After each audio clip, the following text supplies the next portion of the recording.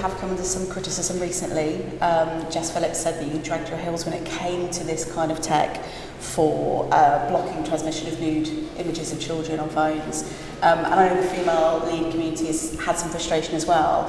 What's your reaction to that now? What's sort of the slow progress, but the announcement today? Well, let me first record my respect for Jess Phillips and everything that she has done and continues to do. This is an area where we announced back in December, when we launched our Violence Against Women and Girls strategy, that we would take action in relation to basically the ability for children to send and receive nude images, and that we would take action. I'm pleased to say that since we made that announcement, some companies have already taken the necessary measures. Today is about taking it up, putting the bar higher, to say to all companies, tech companies, you've all got to do this now, and if you don't do it, we'll change the law to ensure that you do. Now, these tech companies, they're brilliant innovators. This is not beyond their ability, so it's a question of their will to do it, but also our will and determination to do something about it if they don't. I am encouraged by the fact that some have already begun to do it, so I'm pleased about that. And it's not the only announcement. Since that strategy was launched 6 months ago, it has a series of announcements about the measures we're taking, particularly online, to protect women and girls in particular. Do you think progress has been slow, and what are you doing to try and speed this up? Because it is an area of frustration, I think, for women in Britain. Yeah, I'd say two things. Firstly, today's announcement is not the first of its kind. There's been a series of them over the course of the last 6 months, each of them putting in those extra protections. And in that 6 months already, we have seen some progress. But this is about ramping it up. This is about pushing it further, upping the pace, and putting some grit in there as well. To say, if you're not going to do it, we'll change the law to make sure that it does happen. I think that's the right approach. I've done it at Tech Week.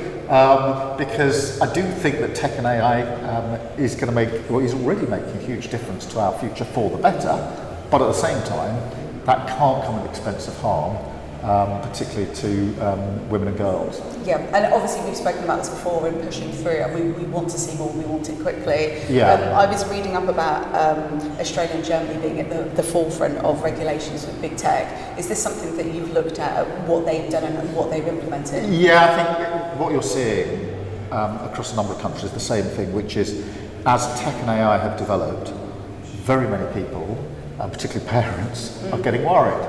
And each country is looking at, well, what can we do to protect children better?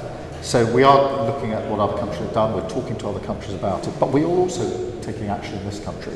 And this that we've announced today, this device level control to stop children sending or receiving nude images, this will make us a world leader. So it's us getting to the front of the pack on this issue. I'm pleased about that. And we've got a deadline on this? Yeah, well, I've already said this needs to happen, so that clock is already ticking. I think other countries will now look at what we're doing and hopefully say that they want to do the same.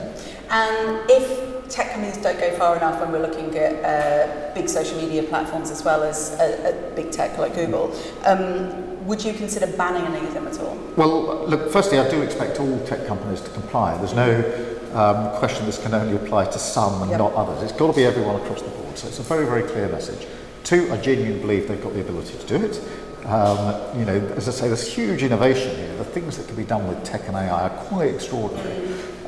This is to say you must have something, a device level, that stops these images being sent or received by children. It's pretty common sense. I don't think you'd find many people dissenting, and parents very strongly say you need to do it. So there's no excuses for anyone, but it does need to be backed up by us saying if you don't do it, we'll change the law. So bringing that legislation in to make sure they're Now I am hopeful, because already we've seen movement in this direction, that most, if not all, the platforms will say, yeah, we can do that, we will do that. That's real clarity for us.